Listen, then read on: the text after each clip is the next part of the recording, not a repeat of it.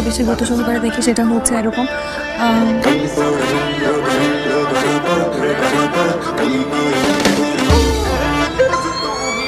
কাকে মেসেজ পাঠাস দেখি কাকে মেসেজ পাঠাতেছো না কাউকে না ফোনটা দাও ফোনটা দাও দাও ও কল সেন্টার থেকে তো তোমাকে প্রায়ই ফোন দেয় ফোনটা ধরো না এটা দেখি কি বলে ধরো ফোনটা ধরে লাউড স্পিকার দাও আমি ধরতে বলছি না ফোনটা স্পিকার দাও দিতে বলছি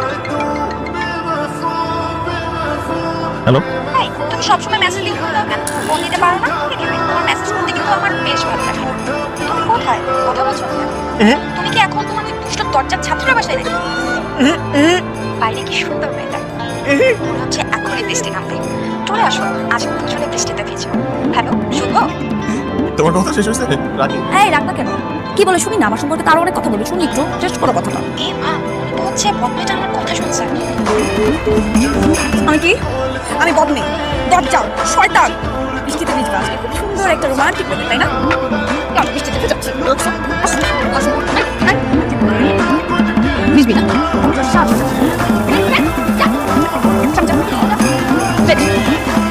ভালো করে ভেজ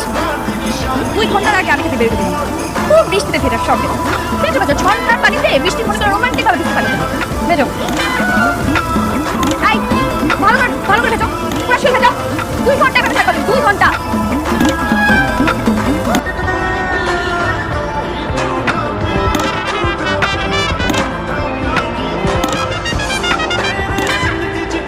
ভাগ্যিস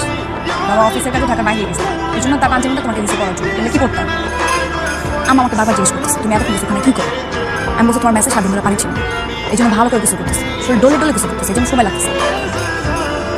নাও অনেক কফিটা খাও এত কিছু পরে তুমি আমার কফি দিতেছো আমি আসলে সরি কেন আসলে আমার তোমাকে আগেই বলা উচিত ছিল যার সাথে কথা বলতেছিলাম ও আমার খালাতো বোন আমরা পিঠাপিঠি তো ছোটবেলা থেকে একসাথে বড় হয়েছি একটু দুষ্টা আমি সবসময় করি কিন্তু ওর সাথে আমার অন্য কোনো সম্পর্ক নেই বন্ধুত্বপূর্ণ সম্পর্ক বিশ্বাস করে কসম কসম বলতেছো কসম মানে ও তোমার আসল খাওয়া তো না আপন আপন ছোট খালার মেয়ে তো তুমি কথা আগে বলবা না আমাকে এটাই তো আমার ভুল হয়েছে ও মাফ করে দাও। আচ্ছা ইটস ওকে যদি এখন কফিটা দাও না কথা খাবো তো গরম করে আনতেছি দাও কফি ওই কফি তো গরম হয়েছে ঠান্ডা হয়েছে দাও তো তুমি ধরে দেখো কফি অনেক গরম আরে দাও না আর এটার মধ্যে তো ইঁদুর মারার বিষ আছে খালি তো করবা বুঝে না বড় সব